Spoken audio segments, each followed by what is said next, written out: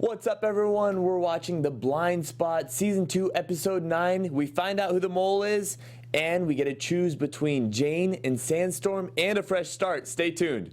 You're tuning into the destination for TV superfan discussion, AFTERBUZZ TV. And now, let the buzz begin.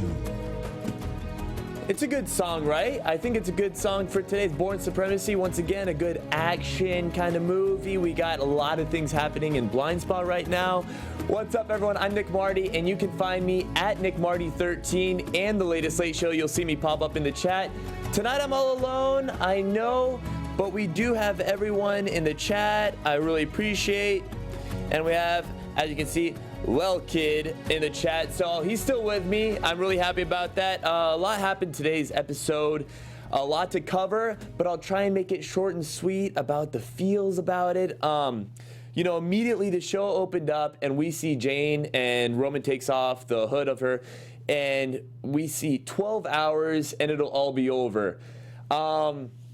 I think last week's episode, it was super action-packed, and immediately after he said that, I was immediately interested and engaged in the show more than ever because you could really feel that it was about to come full circle. I don't know if y'all felt the same way immediately as I did, but it was interesting seeing how much we got to reflect back and see past experiences from Jane that she remembered. And we got to see Dr. Borden. Oh my God, that we'll jump into in a little bit. So first thing, you know, Jane is walked into a little bedroom shepherd's office at this base, and she has access to a lot of the documents that you wouldn't think she would, because she's been really iffy. Even we've seen in past episodes, Roman is talking about how he questions her faith with Sandstorm as well as Shepherd. So there was too much access right away to all these documents, and her cell phone was still in her pocket, that it made me question everything a little bit. That really was weird to me, and so you knew something was going to go down. That's why I still referenced last week's episode was fully action-packed, but had nothing on this week. Next, we get to see, I'm looking at my board because I got everything going on. I'm trying to keep up with everything that happened this week.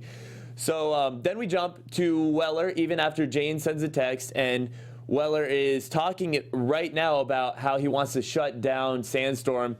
And I think we're all kind of sick of Sandstorm at this point. I don't know if you agree with me on that, but we hear about Sandstorm every single episode. I'm ready to shut them down. I want to join the FBI and join Jane's team and shut them down. They're causing a lot of havoc, and I question where Jane's faith was as well. I hope she's with the FBI, which we got to see a little bit, which I'll jump to once again. I hope Ian. All right, so I'm still checking in with the chat as well. So after we find out Weller's really into shutting down Sandstorm, he's about that, his mindset set on that, we immediately jump to Patterson and Dr. Borden kind of waking up. I was a little bit jealous because I think we're all in love with Patterson as well. She's such a sweet girl, which it broke our heart to see what actually is happening with Dr. Borden.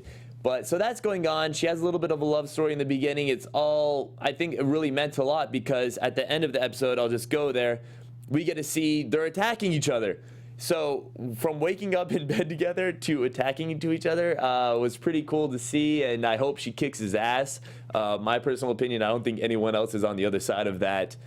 And then next we see that Weller gets called that Allison is in a car wreck, and isn't it too coincidental? I think nothing was super subtle in this episode. I think everything was really upfront, that you knew something was about to go down. We didn't know what because a lot happened, but we knew something was going to happen because it was just too coincidental. Jane has access to all these documents and her cell phone, no. And then Weller's called that Allison is having an accident. It could have been real, but it just seemed that it was a little too obvious that he was being distracted. And then immediately Patterson realizes that they're gonna destroy the power grid and send the country to the dark ages.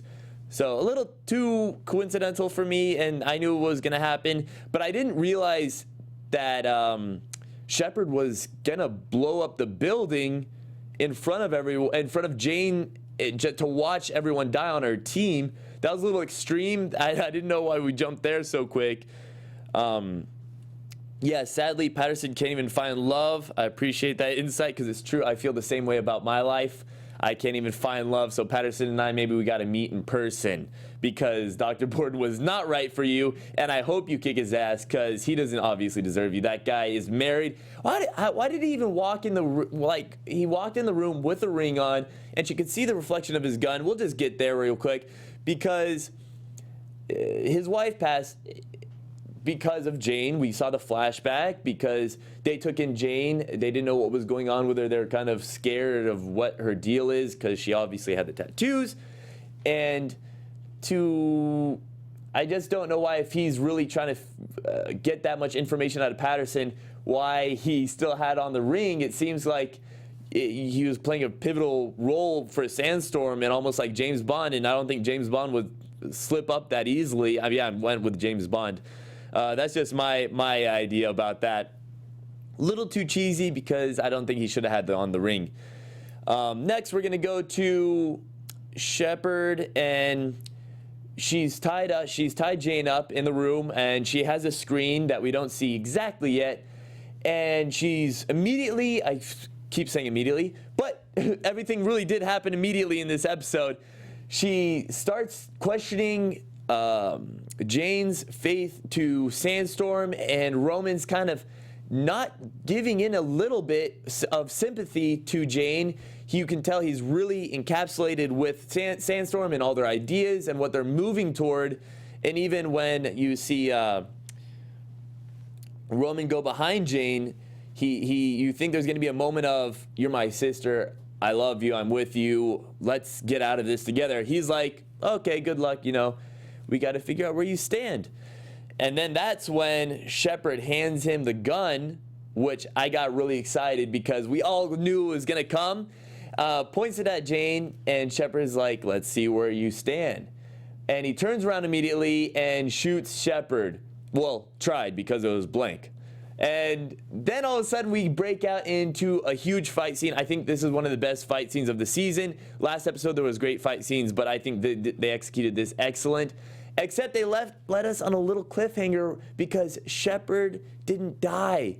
I think that is because Roman, it's their motherly figure, and he didn't really want to do away with it that quick. And also I think it's because producers were like, yo, if Shepard dies, Sandstorm is done. We got to keep her around. Okay, so I have Fantasy Stats Guru. I like the Jane resetting Roman. I thought that was a really cool way to end the episode. It kind of makes us think, could he join the FBI? I know Jane's intentions of joining the FBI were, malicious, but could she persuade Roman that we need to be on the FBI side, and she can more convince him and brainwash him in the sense that Sandstorm is doing evil? That's my take on, that's my guess. Let me know what y'all think about that. I think it's really, I agree. It's definitely a new dynamic for the show. If Shepard dies, then there is no phase 2. I agree. So like you're saying, the producers, they know if Shepard dies, they can't be that evil to the motherly figure. There's got to be a phase 2 that we're all excited to see. Do I think phase 2 is going to happen? I'm not going to throw a prediction like that out. But I'm going to say I think phase 2 would be near to the end of the season. I think it might be the maybe cliffhanger that rolls into season 3 possibly. That's my idea on it. And then we'll go to when all the rubble is caved in on the whole team. And we see Reed. He's pinned down by this rock. And immediately I got the sense that this is karma for letting Freddy get away, even though we find out Reed's real role later on. But I felt like this was complete karma for Reed and what happened to him. I'm going to jump into the chat again. At this point, since Roman is reset and Jane never figured it out, phase 2 is still a secret. True. But would we find out? Tell me, would we find out by the end of the season, or do you think it's going to roll over into season 3? Is that going to be the whole plot of season 3? My thought is still that it's going to be for the end of this season. So Reed's pinned down. I totally think it's karma. Weller goes to the hospital, realizes that this is all a setup to deter him from arriving to the building and being blown up himself. Why? Maybe I didn't catch it, but I think we hadn't found the reason really yet of why Weller was distracted, because he didn't get killed elsewhere. He had no reason to be missing from that site, except they wanted to keep him alive, but keep him alive for what?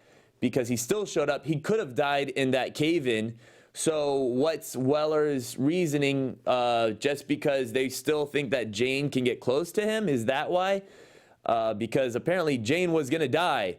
That's what Shepard's intentions were. I think Shepard lost all faith in keeping Jane around. She has no heart. She has black heart. I'm gonna jump on this.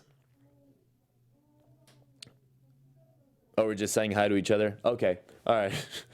I agree. I think it's a season 2 finale topic to thwart phase 2 from happening. Well, I guess Shepard was going to say why, but the fight happened. You think, I don't know if she was going to say, I think it got too extreme because, yeah, I don't think she was going to roll out what phase 2 was, because I think it's too soon, and I don't think she wanted to tell what phase 2 was about in front of Jane. I think Jane's faith is completely thrown out the window, and she's obviously sided with the FBI and Weller. Weller is no longer an enemy or someone she's trying to gain access to. I think that it's more of a friendship and love interest that I think we covered last week. But yeah, that's really what I think happened. Everything this episode. If you guys have any more thoughts, I'll give it a couple more seconds. But let me throw in, oh, maybe she would want to gloat in Jane's face. That's possible. Maybe she wanted to more brag about the face. Look, they had an ambitious plan this week to take out the whole power grid and once again send the U.S. back into the Dark Ages, which didn't happen. And if they didn't follow through with that, even though it could have just been a fake plot to get the whole team to the site to blow them up, or could they have actually still wanted to do that? Because he said, as Roman said, 12 hours and this will all be over. I think they really meant to follow through with that plan, but they didn't. So what can be bigger than that in the phase 2? That's my question. I agree. I knew Shepard wasn't going to die either. They were going to make it dramatic, which they definitely did. Roman had the chance to pull the trigger again. And Shepard was like, look at me, look at me, look at me. And he didn't. And good job, producers, because you're going to keep me invested into this season, because there's still 22, 24 episodes like we were talking about last week. So there's a lot to happen. Maybe they even roll out phase 3. What do we know? I don't work on the show. I don't know who else works on the show. If you do know, maybe drop us a little hint. I think the plan was twofold: to get rid of Weller's team and throw the country into the Dark Ages. So I agree. I think it was going to happen, and just one of the two things happened. So no one died, no one major. 2 FBI agents did die. Weller was checking their pulse, and they both were dead. But no one major that we really, I'm not going to say don't care about, but aren't really involved in the show that are major characters or even side characters. And thank God Patterson's still alive. I feel bad in a way for Dr. Bowden, because we got to really see his story. I'll be honest. It's one of those things where they got some sympathy for him when they really went back and showed the whole village being blown up where they were doing Doctors Without Borders. So it's not even his fault his wife died. It's Jane's fault that his wife died unintentionally, because they were trying to take out the whole Orion special ops team, and he got in the way, unfortunately. He took Jane in. He could have turned Jane in, but also could that have meant that they were just going to come back and kill him for being witnesses of Jane?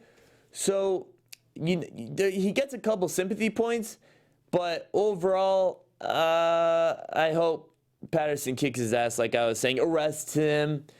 But we saw them running around in the house, and he kept saying that he doesn't want to hurt her. He doesn't want to hurt her. And she was like, oh, it's too late for that. So maybe we continue this next episode where he has her down, and he says, I won't kill you, just let me leave. I want to be done with this. And so that's possibly happening next week. Yeah, he had way more time. He should have pulled that trigger 8 times. I agree. He had all the time in the world to kill Shepard, but he didn't. motherly figure, and we got to move on. They tried to hide who actually got shot, Patterson or Borden. And what the thing is, I don't